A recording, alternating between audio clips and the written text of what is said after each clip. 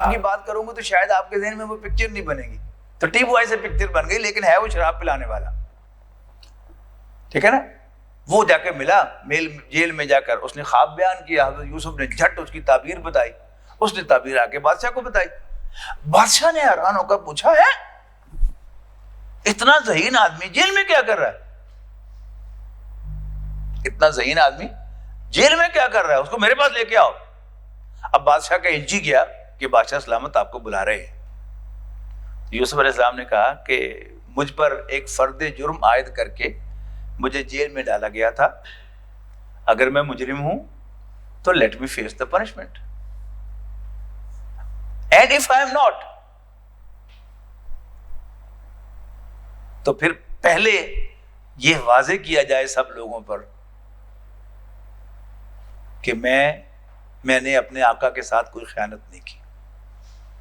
یہ مجھے گوارا نہیں ہے کہ مجھ پر خیانت کا، کہ میں نے اپنے آقا کی بیوی کے ساتھ زیادتی کی، یعنی اپنے آقا کے ساتھ میں نے ظلم کیا، اس کی حق تلفی کی. یہ گوارا نہیں. تو پوچھو پہلے سب عورتوں سے جنہوں نے ہاتھ کاٹے تھے کیا ہوا تھا. تو بادشاہ نے کیس ری اوپن کر لیا اور سب عورتوں کو بلایا. ان کا ہاں بھائی کیا احوال ہیں جب تم نے اپنے ہاتھ کاٹے تھے؟ تو ان سب عورتوں نے کہا کہ ما علمنا علیہ من سوء، ہمارے پاس یوسف کے خلاف کہنے کو کوئی بات نہیں ہے. اب وہ عورت بھی بک پڑی، عزیز مصر کی بیوی بھی، کہ الان حصحص الحق، اب حق واضح ہو گیا ہے. یس وَلَقَدْ رَاوَدتُّهُ عَن نَفْسِهِ، ایسے الفاظ ہیں نا اس موقع پر.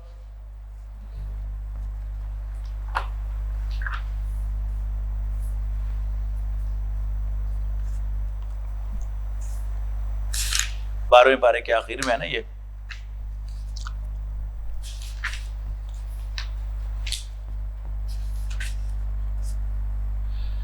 قالت امرأۃ العزیز الآن حصحص الحق، تو عزیز مصر کی بیوی بھی کہنے لگی کہ اب تو حق واضح ہو گیا. انا راودتہ عن نفسی، میں نے واقعی اس سے خواہش کا اظہار کیا تھا، میں نے اس کو چاہا تھا. وَإِنَّهُ لَمِنَ الصَّادِقِينَ، اور یقیناً وہ سچا ہے.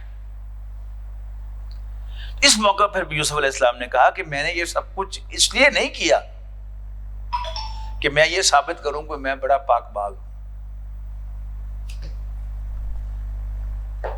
ذالکہ، یہ میں نے اس لیے کیا ہے، لی یعلم، تاکہ وہ جان لے. وہ کون؟ وہ میرا مالک عزیز مصر، کہ انی لم اخنہ بالغیب، کہ میں نے اس کی عدم موجودگی میں اس کے ساتھ کوئی خیانت نہیں کی. کیوں؟ وان اللہ لا یہدی کید الخائنین، اور یہ کہ بے شک اللہ تعالیٰ خائنوں کو کبھی راستہ نہیں دکھایا کرتا. اور پھر وہ 13واں پارہ شروع ہوتا ہے وما ابرئ نفسی، میں بھی اپنے نفس سے مبرہ نہیں ہوں، میں کوئی پاک باز آدمی نہیں ہوں. ایسا نہیں ہے کہ میرے دل میں خواہش نہیں تھی. وما ابرئ نفسی، میں بھی اپنے نفس سے مبرہ نہیں ہوں. ان النفس لامارۃ بالسوء، بے شک نفس تو برائی کا حکم دیتا ہی ہے. الا ما رحم ربی، سوائے اس کے کہ میرا رب مجھ پر رحم فرمائے. ان ربی غفور الرحیم، بے شک میرا رب بڑا بخشنے والا مہربان. اس کے بعد پھر واقعہ چلا. تو پورا جو واقعہ قرآن مجید نے بیان کیا اس میں بہت سی ہدایت کی باتیں ہیں، لیکن چند ایک کا جو ہے ہم ذرا رجسٹر کرتے ہیں اپنے ذہن میں. پہلی بات تو یہ یاد رکھیں کہ جیسے یوسف علیہ السلام کے بارے میں نے کہا آپ کو کہ وہ کون تھے؟ ابراہیم علیہ السلام کے پڑپوتے، اسحاق علیہ السلام کے پوتے، یعقوب علیہ السلام کے بیٹے. وعلیکم السلام. اگر میں اس کو یوں بیان کروں کہ یہ 12 بھائی جو تھے، یوسف علیہ السلام اور ان کے 11 بھائی، they were men with best family background ever born. ان سے اچھی فیملی بیک گراؤنڈ تو دنیا میں کسی کی ہے ہی نہیں، جن کی 3 پشتوں میں نبوت ہو اور ان کے پردادے کو رب العالمین بھی سلوٹ پیش کرتا ہو، سلام علی ابراہیم. ان کی ایسی فیملی بیک گراؤنڈ کسی کی ہو سکتی؟ This is to be kept in mind. پھر یہ حرکت کیوں کر دی انہوں نے؟ یہ کوئی خاندانی کام تو نہیں کیا انہوں نے کہ کیا خاندانی کام؟ کچھ سارے شریف آدمی معلوم ہوتے ہیں آپ، یہ سارے خاندانی لوگ ہی ہوتے ہیں جو بھتیجوں کو مارتے ہیں اور بھائیوں کو مارتے ہیں. کسی غریب آدمی تو سنیا کہ انہیں کسی بھرا کو قتل کیتا ہوئے. خاندانی ہوتے ہیں. Never forget that. دوسری بات یہ کہ اتنی بڑی برائی، اس کو آپ یوں سمجھے کہ اس میں بھی ایک ہدایت ہے کہ جہاں بھی سوتیلا پن ہوگا، ٹیک اٹ فار گرانٹیڈ، کہ وہاں جب ایک گھر کے بچے سر جوڑ کے بیٹھیں گے تو وہ اپنا یہ تاثر ضرور شیئر کریں گے کہ ابا جی توجہ ادھر زیادہ، اور جب وہ سر جوڑ کے بیٹھیں گے وہ کہہ دیں گے ابا جی انہوں نے زیادہ اہمیت دیں. جب بات طویل ہوگی تو پھر بات یہاں تک پہنچے گی. خیال ہے گاٹا نہیں لا دیا تھا. روز اخبار میں ایک آدھ خبر ایسی ہوتی ہے کہ نہیں ہوتی، انٹرنیٹ پہ چلے جائیں ویڈیو مل جائیں گی آپ کو. گاٹے نہیں لا دی. لیکن ان میں سے جو ماڈریٹ ہوتا ہے وہ بھی کیا کہتا ہے کہ نہیں مارو نا، آفٹر آل ساڈا بھرا ہے، پیچھے کھوج سٹ دو. یہ ماڈریٹ ہے. Very true story. یعنی قرآن مجید کے بارے میں ایک بات میری طرف سے آپ پلے باندھ دیں، انشاءاللہ آپ کو کام آئے گی، کہ قرآن مجید میں کوئی قصہ کوئی کہانی پرانی نہیں ہے. اس میں بیان ہونے والی سب کہانیاں زندہ کہانیاں ہیں. اس میں بیان ہونے والی سب کہانیاں زندہ کہانیاں ہیں. آج بھی اگر سملر سرکمسٹانسز ہوں گے تو بالکل ایسے ہی ہوگا جیسے قرآن مجید نے اس کہانی میں بیان کیا ہے. کلیئر؟ اچھا، پھر تھوڑا سا سوال رہتا ہے کہ اتنے نیک گھرانے کے بچے اتنی حرکت بڑی کیسے کر لی انہوں نے؟ سوتیلے بن والی بات اپنی جگہ پر، پھر بھی دل میں ایک رہتی ہے نا بات، نہیں یار. اس کی میں مثال دیتا ہوں کہ مرد تو سارے برابر ہی ہیں نا، لیکن کوئی جو مولوی پٹھی حرکت کرے تو سانو رہ کے خیال آتا یار آتا کہ نہیں آتا؟ انہوں نہیں سے کرنا چاہیے. کیوں؟ وہ انسان نہیں ہوتا، دل نہیں. اس لیے ایک بار پھر آپ کو خیال آئے گا. اس کا قرآن مجید نے جواب کیا دیا ہے کہ انہوں نے آپس میں کہا کہ ہن کوڑا کڑتا پڑھ ہی لئیے، وَتَكُونُوا مِن بَعْدِ صَالِحِينَ، مگروں حاجی بن جانا. This is what we do. جدو کھوبے پہ جائیے تو ایک دل آ جائے کبھی کام پٹا کرنا ہی کرنا ہے. اب ضمیر اجازت نہیں دیتا تو پھر ضمیر کو کیسے مطمئن کرتے ہیں؟ وَتَكُونُوا مِن بَعْدِ صَالِحِينَ، مگروں 4 نفل کر لینا، ٹھیک ہے نا، ایک بکرا صدقے دے دینا. وَتَكُونُوا مِن بَعْدِ صَالِحِينَ، اس کے بعد نیک بن جانا. محاورے میں کیا ہے ہمارے محاورے میں؟ مگروں حاجی بن جانا، توبہ کر لینا. یہ بات میں نے آپ کو قصہ آدم و ابلیس کے حوالے سے بھی بتائی تھی نا، کہ جب انسان پر ایک بات سوار ہو جائے، میں نے امریکہ کے حوالے سے بتایا تھا نا آپ کو، کہ جب کوئی شخص یہ فیصلہ کر لیتا ہے کہ میں نے اب امریکہ میں رہنا ہے، گیا تھا وزٹ ویزے پر، وہاں دل لگ گیا اور اس نے مشورہ کیا کہ میں کیسے رہوں گا. جی ایک طریقہ ہے کہ یہاں کسی امریکن عورت سے شادی کر لو. ہاں دیکھیں تم شادی شدہ نہیں ہو؟ میں کہا میرے 3 بچے بھی ہیں. نہیں پھر امریکہ میں دوسری شادی بہت بڑا جرم ہے. وہ مجھ سے مایوس ہو کے جان لگتا، ہاں پر ادھر آ، دوسری شادی جرم ہے، بغیر شادی کے کو بچہ پیدا کرنا جرم نہیں ہے. اور ہم میں سے بڑے بڑے لوگ کو بڑا جرم میں سے جو شریف آدمی تھا اس نے پیپر میرج کی.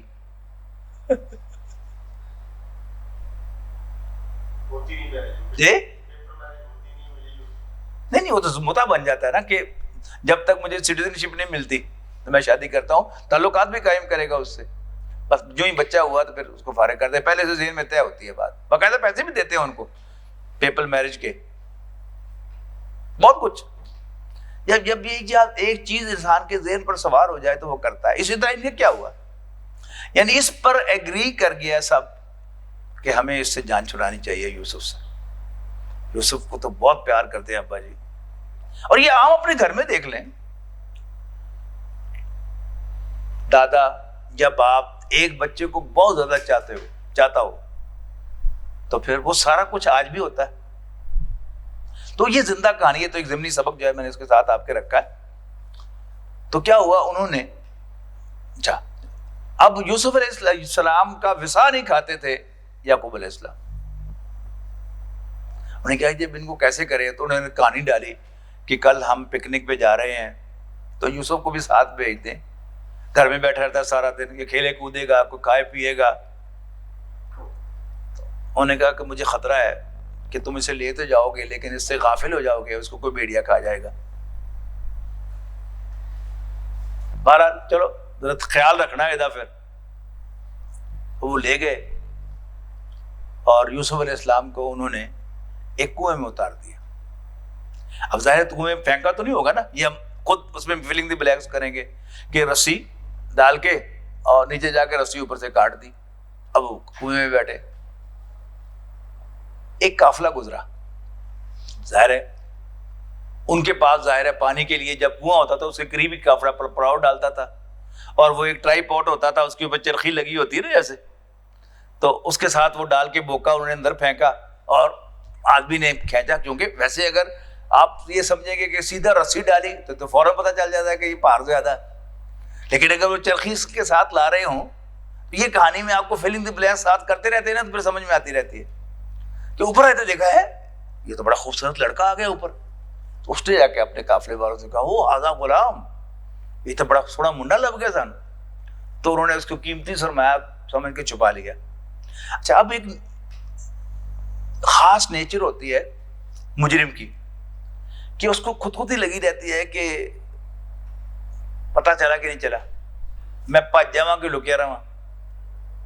سعودی عرب میں ایک فلپین نرس قتل ہو گئی اور اس کی ڈیڈ باڈی جو ہے وہ پھینک دی انہوں نے کوڑے کے ڈھیر پر. اب جب وہ جو گاڑی ہوتی ہے کوڑا اٹھانے والی وہ آئی, انہیں علاج دیکھی, پولیس کو رپورٹ کی, انہیں فوراً انہوں نے کہا اس کو وہیں پر رہنے دو. اور پولیس نے دور سے اپنے کیمرے لگا لیے اور ویجیلنس شروع کر دی. اب وہ آدمی جو قاتل تھا وہ ٹی وی کے سامنے بیٹھا رہا تھا کہ کیا خبر ہوتی ہے, کہانی کدھر جاتی ہے, میرے تک تو نہیں پہنچتے کہیں. وہ تیسرے دن وہ آیا دیکھنے کے لیے کہ ذکر کیوں نہیں ہوا اتنا بڑا واقعہ. ادھر ادھر دیکھ کے تو وہ کوڑے کے ڈھیر پہ گیا, پولیس نے وہاں پہ پکڑ لیا, کدھر خیر نہ. اب یہ کیا تھا, یعنی رات کو تو آپ نے آ کر انہوں نے والد صاحب کو بتا دیا کہ جی ہم اس طرح دوڑ لگاتے لگاتے دور چلے گئے, اپنے سامان کے ساتھ یوسف کو بٹھایا ہوا تھا, اس کو بھیڑیا کھا گیا, اور ان کا کرتا اتار کر اس پر خون لگا کے بھی لے آئے, پھاڑنا بھول گئے کہ ایسے کر کے اس نے پھاڑا بغیر ہی ان کو خون لگ گیا. تو چور کے تو پاؤں نہیں ہوتے, کہیں نہ کہیں تو پکڑا جاتا. وہ ان کو سمجھ تو آ گئی یعقوب علیہ السلام کو, فصبر جمیل, اب صبر ہی بہتر ہے. اب دوسرے دن وہ ایک لڑکے کی ڈیوٹی لگائی ہوگی نا باری باری انہوں نے کہ تم اس کنویں کے گرد پھرتے رہو, اور جو ہی کوئی وہاں سے نکالے تو فوراً پہنچنا ہے. پہنچ گئے فوراً, ہاں تو ہمارا بھائی ہے, اچھا تم نے خریدنا ہے, انہوں نے کہا ہاں بھیج دو. کتنے پیسے دیتے ہو؟ جو اونے پونے پیسے انہوں نے دیے وہ لے گا کہ جا بیچتا. مگر وہ لانا مقصد ہے نا, یعنی ان کا مقصد پیسے کمانا تو تھا ہی نہیں, مقصد تو تھا مگرو لینا کہ دور دا قافلہ ہے اتو لے کے یوسف رو نکل جائے گا, ساری جان چھوٹ جائے گی, مقصد پورا ہو گیا. اب وہ لے کر چلے گئے. اب ظاہر ہے ایسے غلام ایک کموڈٹی ہے, بکتے بکاتے, کبھی کسی نے خریدا کبھی کسی نے خریدا, تھے بڑے خوبصورت, پیسے بڑے ملتے تھے ہر ایک کو. بکتے بکاتے مصر کی منڈی میں چلے گئے اور وہاں دھوم ہو گئی کہ بڑا ہی خوبصورت بچہ آیا. تو اس کی قیمتیں لگاتے رہے. ظاہر ہے جو بیچنے والا تھا وہ بھی منتظر تھا کہ بڑا گاہک آئے. تو وزیر آ گیا مصر کا, بہت بڑا وزیر, اس نے کوئی 10 گنا زیادہ, 5 گنا زیادہ قیمت جو اس کی لگائی, اور وہ بڑے اعزاز کے ساتھ ان کو لے کے گیا. اور اس نے جا کر بیوی سے کہا کہ اکرمی مثواہ, اس کو اچھی طرح رکھو, عصای ینفعنا, کیا پتہ یہ ہمیں فائدہ دے, اور نتخذہ ولدا, یا ہم اس کو بیٹا ہی بنا لیں. اب پھر وہ واقعہ ہوا کہ یعنی پہلے تو وہ پتہ نہیں کتنی دفعہ نیم مرنا ہو کر سامنے آتی رہتی ہوگی اور گریبان جھکا کر اپنی برس دکھاتی ہوگی، لیکن یوسف علیہ السلام نے کوئی اس کو لفٹ نہیں کرائی. آخر اس نے کہا کہ ایسے باز نہیں آئے گا، تو اس نے سارے دروازے لاک کر کے تو اب کہا کہ آؤ. تو قرآن مجید نے بڑا خوبصورت نقشہ کھینچا اس کا. وَلَقَدْ ہمت بھی، اس عورت نے تو قصد کیا یوسف کا، وہ ہمہ بہا لولا رہا برہان ربی، اور یوسف بھی اس کا قصد کرتے اگر وہ اللہ کی کوئی برہان نہ دیکھ لیتے. اب اس کے بارے میں مفسرین کا خیال ہے کہ یعقوب علیہ السلام کا چہرہ سامنے آ گیا، انہوں نے کہا نہیں، کوئی آیت لکھی ہوئی سامنے آ گئی. باقی اللہ تعالیٰ کو مجھ سے پوچھنے کی ضرورت تو نہیں نا کہ میں نے کیا کرنا ہے. بھائی کوئی ایسی نشانی اللہ تعالیٰ نے دکھائی کہ یوسف علیہ السلام نے وہاں سے دوڑ لگا دی. اچھا، یہ جو دوڑ لگائی یوسف علیہ السلام نے اور سارے دروازے کھل گئے، اس میں کیا ہدایت ہے ہمارے لیے؟ یہ کہ جب بھی آپ پھنس جائیں بس وہاں سے بھاگ پڑیں. اگر ٹھہرے رہیں گے تو کیا ہوگا ایسے معاملے میں؟ آہستہ آہستہ بھاگ جائیں. اچھا، اب اس کی آج صورت کیا ہو سکتی ہے نوجوانوں کے لیے؟ میں خاص طور پر کہہ رہا ہوں کہ آپ یونیورسٹی میں پڑھتے ہیں، آپ کی کوئی پروفیسر وہ آپ پر نظر عنایت کرنا شروع کر دے، آپ کو پتہ فوراً چل جائے گا اس کی کیا نیت ہے. ٹھیک ہے نا؟ تو پھر وہاں سے بھاگ جائیں، یونیورسٹی چھوڑ دیں. اگر آپ وہاں رہیں گے تو آپ انوالو ہو جائیں گے. آپ کسی جگہ جاب کرتے ہیں تو آپ کی جو ڈائریکٹر ہے وہ آپ کو دعوت گناہ دیتی ہے، تو بھاگ جائیں وہاں سے، نوکری چھوڑ دیں. اللہ تعالیٰ اس سے بہتر آپ کو دے گا، لیکن وہاں سے ایک دفعہ بھاگ جائیں. مجھے یقین، اچھا، اور بالکل ایگزیکٹلی ایسا بھی ہو جائے کہ دروازے لاک کیے ہوئے ہوں، آپ بھاگیں گے تو آپ کا بھی حق ہے کہ اللہ تعالیٰ آپ کے لیے دروازے کھولے. لیکن دروازے کب کھلیں گے اور بھاگنے کی توفیق آپ کو کب ملے گی؟ جی،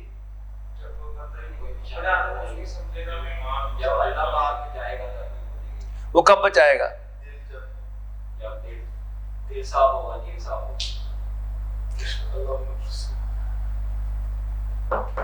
جب آپ اوائڈ کرتے رہے ہوں گے. اگر آپ پہلے سے اس کے گریبانوں میں جھانکتے رہو گے پھر تو توفیق ہی نہیں ملنی. یہ کئی لوگ مانتے نہیں ہیں نا اس بات کو. پھر میرے پاس وہ 1 2 3 نسخے ہوتے ہیں ان کو منوانے کے لیے. میں وہ کہتا ہوں نا کہ یہ قرآن مجید نے کہا ہے نا کہ عورت مرد کی کمزوری ہے، سب سے زیادہ پرکشش چیز جو ہے وہ عورت بنائی ہے اللہ نے. اب کچھ لوگ مانتے نہیں. میں کہتا ہوں کہ یہ ایک پیسے جو یہاں پر ادھر سے پیسے جو لاسٹ ٹائم بھی میں نے کہا تھا نہیں یہ بات کہ 100,000 بندہ گزر جائے گا کہ ہم نوٹس نہیں لیں گے. ایک عورت کے پاؤں کی آہٹ آئے گی تو بشمیل سفید داڑھی کے میرا بھی جی کر کے دیکھ لو کیڑی ہے.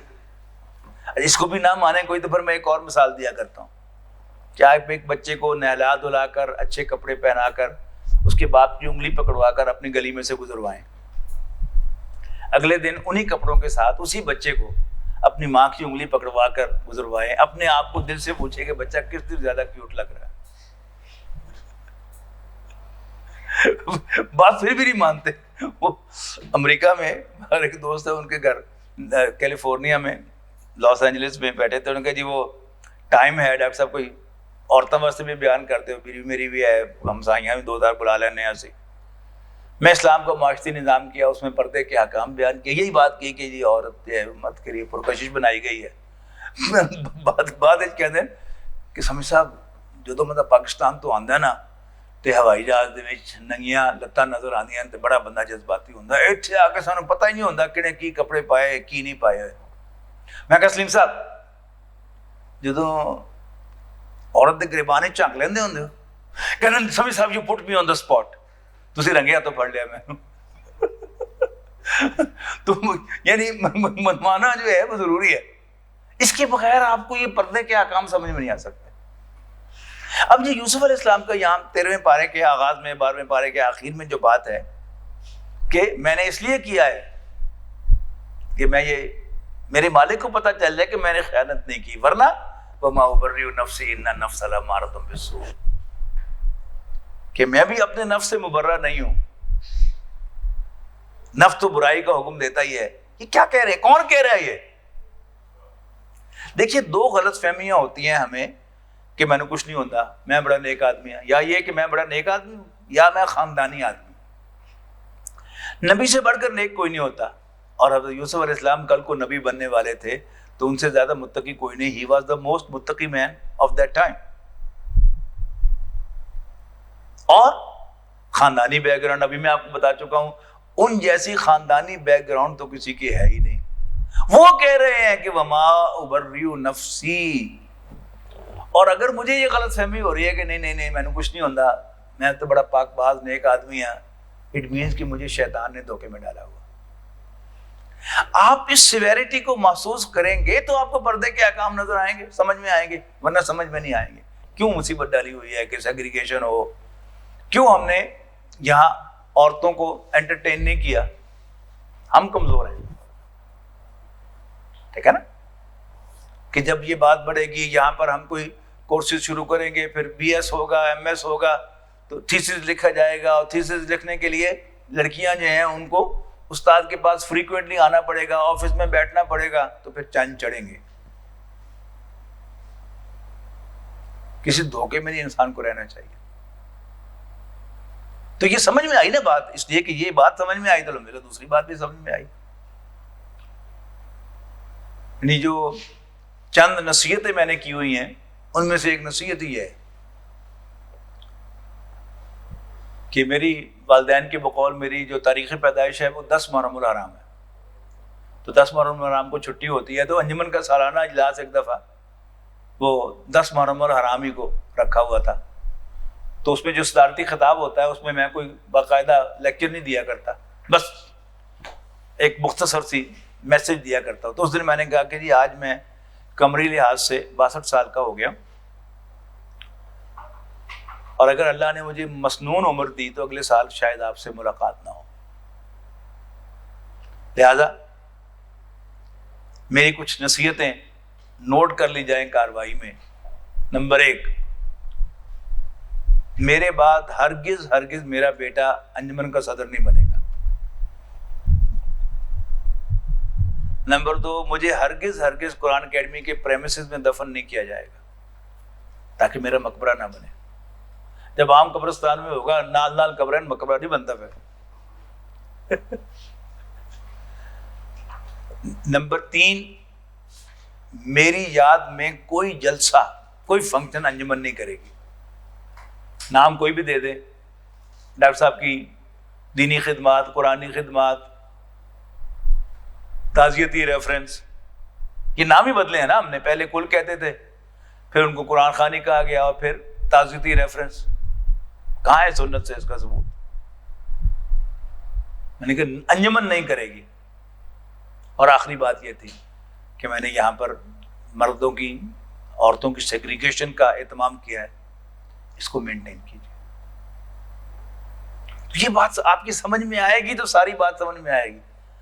اگر آپ کو یہ غلط فہمی رہے گی اپنے بارے میں کہ میں بڑا نیک آدمی اور عورتیں بے شک ننگی بھی ناچ لیں میرے سامنے، مجھے کچھ نہیں ہوتا، جی یہ دھوکہ ہے انسان کو.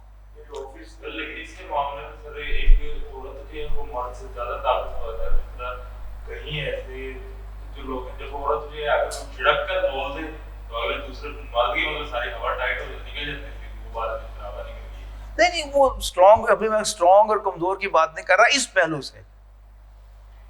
یعنی اگر میں آپ کو بہت زیادہ واضح الفاظ میں بتاؤں کہ آپ جا رہے ہیں نہر پر، ٹھیک ہے، تو ایک موٹر سائیکل آپ کو کراس کر کے آگے جاتی ہے، یا آپ کے آگے ایک موٹر سائیکل جا رہی ہے، اس پہ پیچھے کوئی خاتون ہے،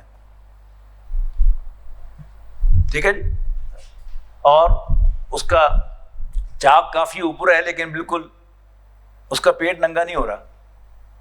تو آپ دعا نہیں کرتے اللہ تعالیٰ سے کہ یا اللہ اس کا تھوڑا سا ہلے اور تھوڑا سا پیٹ نظر آ جائے؟ نہیں کی کبھی دعا؟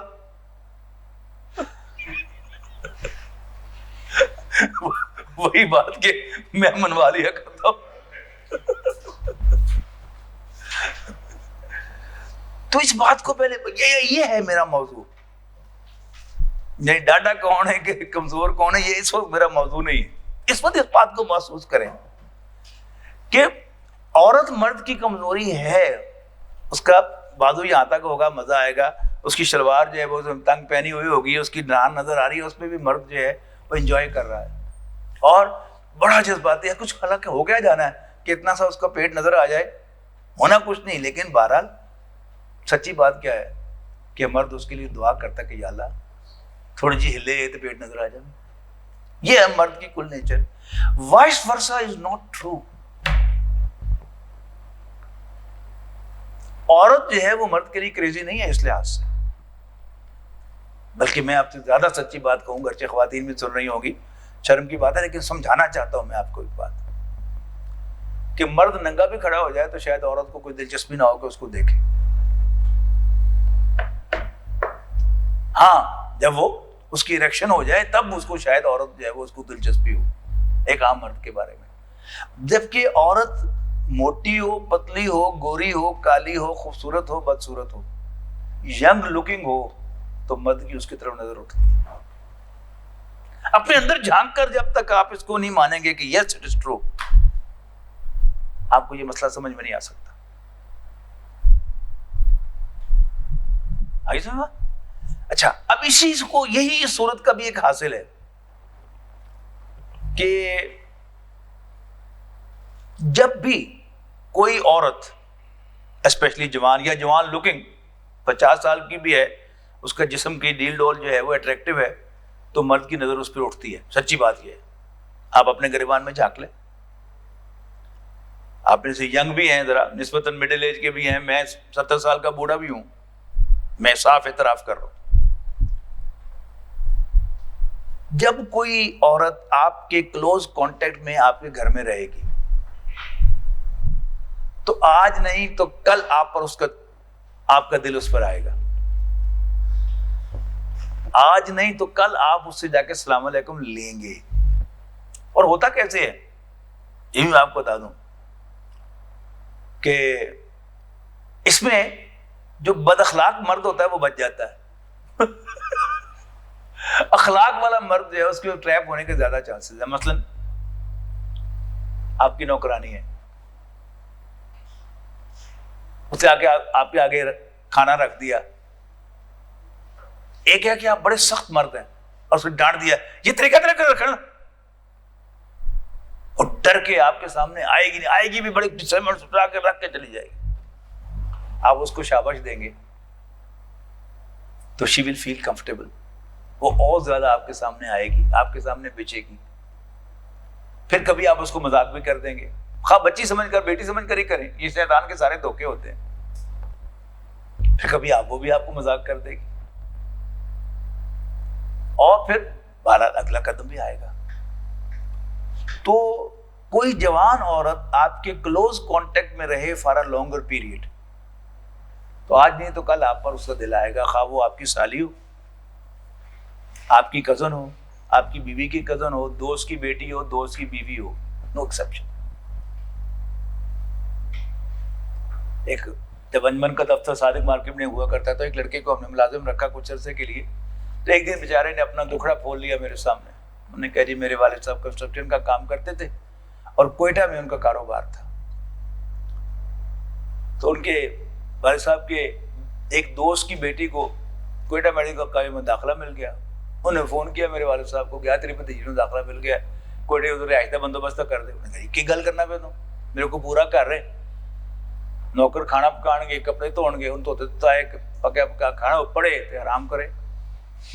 اور پھر وہی ہماری ماں بن گئی، اسٹیپ مدر، دوست کی بیٹی.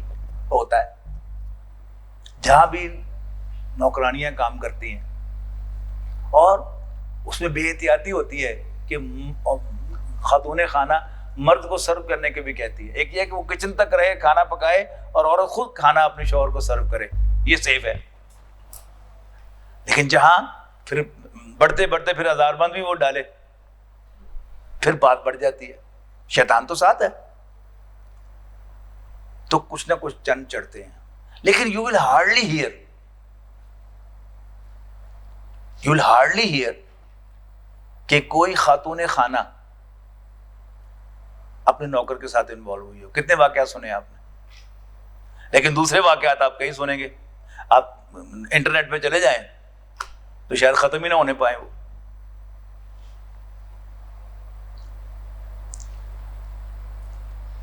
یعنی عورت کے دل میں مرد کے لیے کوئی اٹریکشن نہیں ہے سوائے ہینڈسم مرد کے.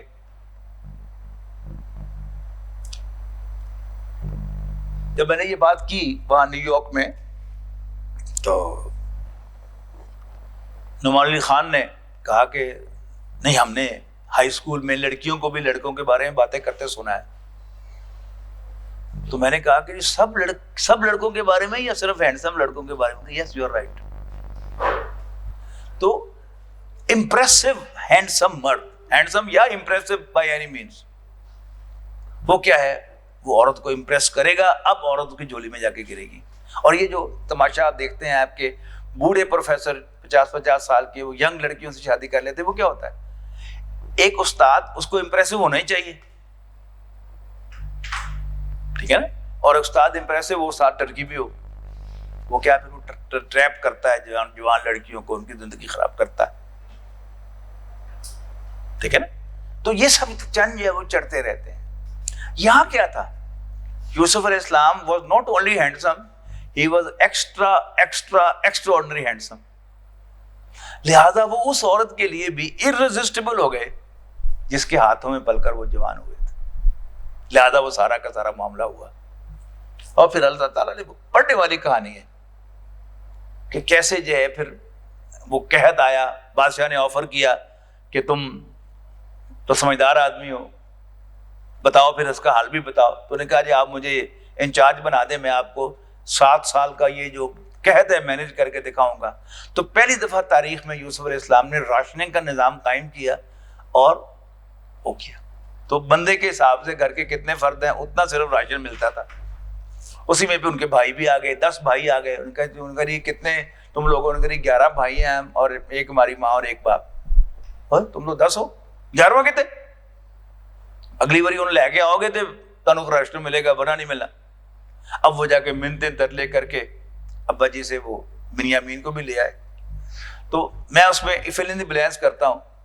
اچھا وہ 11 بھائی لائے ہو اپنا، تو انہیں آگے کیا ہوگا یوں کر کے. تو اس نے ہاتھ میں لا کے یوسف علیہ السلام نے اس کو یوں کر کے ہاتھ پکڑ کے ساتھ ہی بٹھا لیا اور ٹھیک ہے اپنی بوریاں بھرواؤ. اور کان میں بتا دیا کہ میں تمہارا بھائی یوسف ہوں، گھبرا نہ، مٹھ رکھ بس. تو پھر وہ سارا وہ کہانی ساری آپ کو معلوم ہے. تو یہ حضرت یوسف علیہ السلام کی کہانی ہے. اس میں جو خاص ایک سبق ہے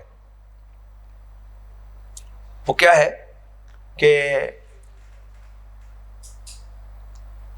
حضرت یعقوب علیہ السلام آخری دم تک اللہ تعالیٰ سے امید رکھتے رہے. جب بنیامین بھی پکڑا گیا تو پھر اپنے باقی بیٹوں سے انہوں نے کہا کہ یا بنی یذهبوا وتحسسوا من یوسف واخیہ، پترو جاؤ تو یوسف تو پر آنو لبو ولا تیأسوا من روح اللہ.